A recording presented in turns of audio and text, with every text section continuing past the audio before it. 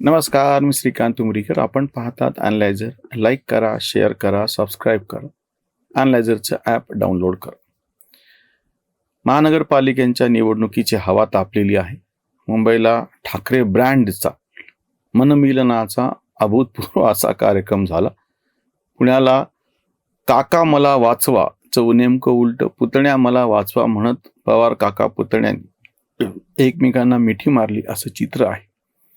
आम्ही एक मुद्दा असा उपस्थित केला होता की वेगवेगळं होणं, आमच्यात मतभेद आहेत, मला फसवलं, बंद खोलीमध्ये आश्वासन पाळलं नाही वगैरे नेते म्हणतात आणि काहीतरी वेगळा निर्णय घेतात आणि उलट नेते एकमेकांची गळाभेट घेतात, मनोमिलन होतं. पण या दोन्ही प्रकरणामध्ये कार्यकर्त्यांची जी गोची होती ती मोठी विलक्षण असते. म्हणून जे चित्र दिसलं की ठाकरे ब्रँडचा मनोमिलनाचा मेळावा मुंबईला होत होता आणि त्यावेळेस राज ठाकरेंचे एकनिष्ठ असलेले ते बाहेर पडल्यापासून त्यांच्याबरोबर सावलीसारखे सोबत असलेले बाळा नांदगावकर मात्र गायब आहेत. त्याच वेळेस अगदी त्याच म्हणजे तो कार्यक्रम चालू असताना छत्रपती संभाजीनगरमधले मनसेच्या सगळेच कार्यकर्ते उठले आणि वेगवेगळ्या पक्षात निघून गेले.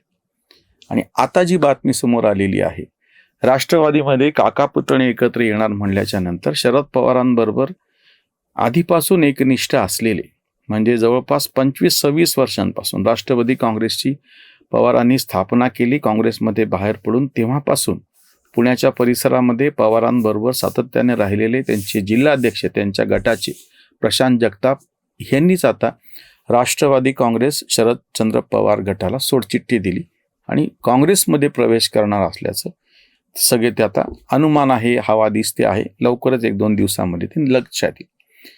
काय घोळ झाला तुम्ही लक्षात घ्या. आम्ही 2-3 दिवसांपासून आवर्जून या निमित्तानं जे वेगवेगळे व्हिडिओ करतो आहोत, महाराष्ट्राचं पूर्ण राजकीय चित्र हे एकीकडं भाजप आणि दुसरीकडं काँग्रेस असं झालेलं आहे.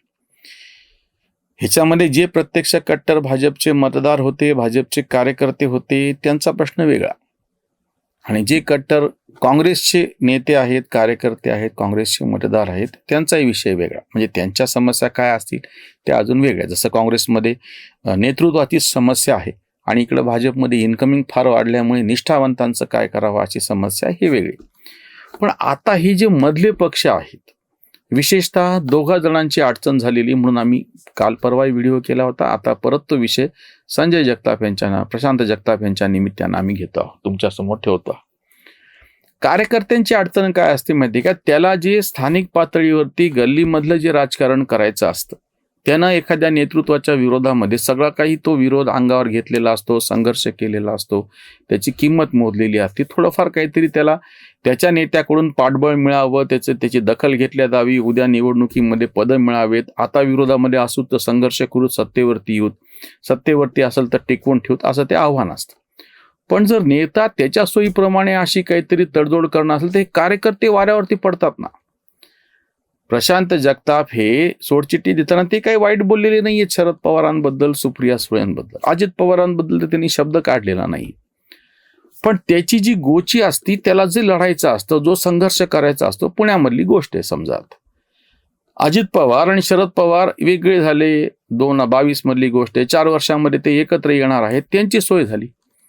या सगळ्यासाठी जो कुछ पापड बेलने पडते असं जे हिंदीतला शब्द आहे, जे काही त्यानं सोसलेलं असतं, आता तो कुठल्या तोंडानं जेव्हा तुम्ही अशा पद्धतीनं युती करतात तर त्यानं काय करायचं? मग अशा वेळी काय होतं माहिती का? जसं ते प्रशांत जगताप सांगतात की ते आता काँग्रेसमध्ये जातील, कारण की काँग्रेस समोर लढताना दिसते आहे. काँग्रेस किती चांगली किती वाईट हा मुद्दा नाहीये. परत सगळे जेव्हा सांगतात ना, तुम्ही त्या पक्षात कसं काय चालले, त्याच्यातून तर तुम्ही बाहेर पडलेले होते, हे सगळं खरं आहे.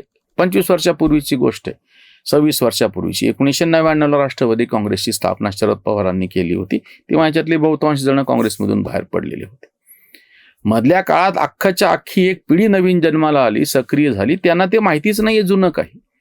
आज त्यांनी ज्याच्याशी संघर्ष केला, आज तुम्ही आत्ताच वादविवाद करून बाहेर पडले होते आणि आता जर तुम्ही परत त्यांच्याबरोबर जाणार असाल आणि तेव्हा जर उद्या तुम्ही निवडून आल्याच्या नंतर, आज ठीक आहे तुम्ही भाजपच्या विरोधामध्ये लढतात, तुम्ही निवडून आल्याच्या नंतर भाजपला किंवा तुम्हाला जर काही जागा कमी पडल्या, तुम्ही एकमेकांच्या बरोबर केले, तर हे जे दुसरे त्यांनी करायचं का? संपूर्ण महाराष्ट्रभर परिस्थिती अशी आहे. आमच्याकडे नांदेडचं उदाहरण मोठं गंमतशीर आहे. गावागावामध्ये 2 तट पडलेले होते.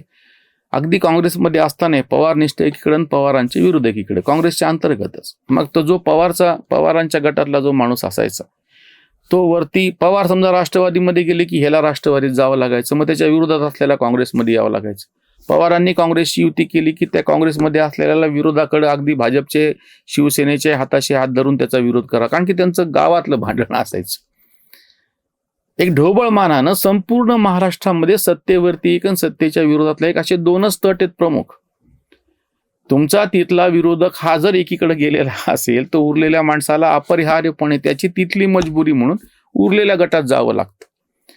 म्हणजे जर आता हे राजकारणामध्ये आपल्या 2 प्रमुख असे बिंदू असतील, खांब असतील, एकाने इकडच्या खांबावरती मल्लखांब आणि ते सुरू केलं तर दुसऱ्यावरती त्या उरलेल्या माणसाला तिकडे जावं लागतं. पवार काका पुतणे एकत्र येणे, ठाकरे ब्रँड एकत्र येणे, ह्या सगळ्यातून कार्यकर्त्यांची जी संपूर्ण महाराष्ट्रामध्ये त्रेधा तिरपीट झालेली आहे, ह्याचा तोटा असा होऊन बसेल की हे नकोच भानगड. ह्याच्यापेक्षा आपण तिकडे भाजपकडे जाऊ. त्यांची सत्ता केंद्रात आहे, राज्यामध्ये आहे, सलग 3 निवडणुका त्यांनी वरती जिंकलेल्या, आणि इथे 3 निवडणुकांमध्ये 100पेक्षा पुढे गेलेला पक्ष भाजपच. आणि दुसरा एक जो असतो विरोधातला जो असतो, आम्ही तो कालच्या ह्याच्यातच मुद्दा मांडलेला होता की ती विरोधातली जी जागा आहे. अजून एक मी तुम्हाला उदाहरण देतो. जनता पक्षाचा प्रयोग फसल्याच्या नंतर यांच्या नादाला लागण्यात काय अर्थ नाही हे ओळखून स्पष्टपणे एप्रिल 1980ला भारतीय जनता पक्षाची स्थापना करून जुने जनसंघवाले आणि बाकीचे काही नवीन आलेले लोक सगळे एकत्र आले. तेव्हापासून आजपर्यंत 1980 पासून 2000 आता 25 पर्यंत 45 वर्ष झाली त्यांनी त्यांचं धोरण बदलले नाही की आता यांच्या नादाला लागायचं नाही आणि इंदिरा काँग्रेसचा विरोध पक्का ठेवायचा. म्हणजे काँग्रेसच्या विरोधातलं जे राजकारण होतं, विरोधात तेव्हाचं विरोधी पक्षाची जागा, विरोधातली जागा व्यापणार ते बरोबर भारतीय जनता पक्षाने ओळखलं. भले त्यांना त्या निवडणुकीत पराभव आला, दुसऱ्या निवडणुकीत 2च जागा निवडून आल्या, तरी त्यांनी त्यांचं धोरण बदललं नाही. त्याचा त्यांचा नंतर फायदा झाला. आता हीच परिस्थिती उलटी काँग्रेससाठी येऊन बसलेली आहे. काँग्रेसचं सध्याचं असलेलं नेतृत्व आपण बाजूला ठेवू, त्याच्यावरती खूप वादविवाद चालू आहे. ते कसं, आणि आता प्रियंकाला पुढे आणण्याचं चालू आहे, ते होईल किंवा नाही हो. पण असं आपण समजूयात की विरोधातली एक जागा आहे आणि ते व्यापण्याचं शहाणपण काँग्रेसवाल्यांना आलेलं आहे. आता इथून पुढं हे लक्षात ज्याला येतं तो प्रशांत जगताप सारखा माणूस काँग्रेसमध्ये जातो. एक तर ज्याला सत्ताकारण करायचं आहे, आजचे सत्ताधारी आहेत ते त्यांच्याकडं, आणि तिथं जागा नसेल तर उरलेली विरोधातली जागा काँग्रेसकडं. हे प्रत्यक्षामध्ये आता दिसून येतं आहे. सत्ताधाऱ्यांच्याच बरोबर असलेला एकनाथ शिंदेचा गट आहे, तिकडे लोक जात आहेत किंवा भाजपकडे जात आहेत, आणि इकडं काँग्रेसशिवाय आता दुसरीकडे जागाच उरलेली नाही. पवारांनी ज्या पद्धतीचं धरथोडीचं राजकारण केलेलं आहे, समाजवादी पक्ष आणि AIMIM सारखे कट्टरपंथी पक्ष मुस्लिमांना उलट आता काँग्रेस जास्त जवळचा वाटू शकतो. या निवडणुकीमध्ये महानगरपालिकेच्या संपूर्ण महाराष्ट्रामध्ये थोडं जरी सुज्ञपणा काँग्रेसने दाखवला तर विरोधातली ही जी जागा आहे ती सगळी व्यापतील. बहुसंख्य अशा मुसलमानांची मतं काँग्रेसच्या पारड्यामध्ये जातील. काँग्रेसने त्यासाठी थोडंसं सुज्ञपणा दाखवायची गरज आहे. आणि इकडे सत्ताधारी याच्यामध्ये भाजपचं वर्चस्व असणार आहे. हा जो मुद्दा आम्ही आधी पण मांडलेला होता, प्रशांत जगताप यांच्या निमित्ताने परत एकदा हा मुद्दा स्पष्ट होत चाललेला आहे. विरोधामध्ये लोकांचा विश्वास काँग्रेसवरती आहे आणि सत्ताधाऱ्यांपैकी भाजपवरती आहे. ह्याच्यामध्ये शिवबाठा आणि राष्ट्रवादी काँग्रेस शरद पवार गट दोघांची फरफट होणं अपरिहार्य आहे. इथेच थांबूयात. धन्यवाद. स्वधर्म जागृतीचा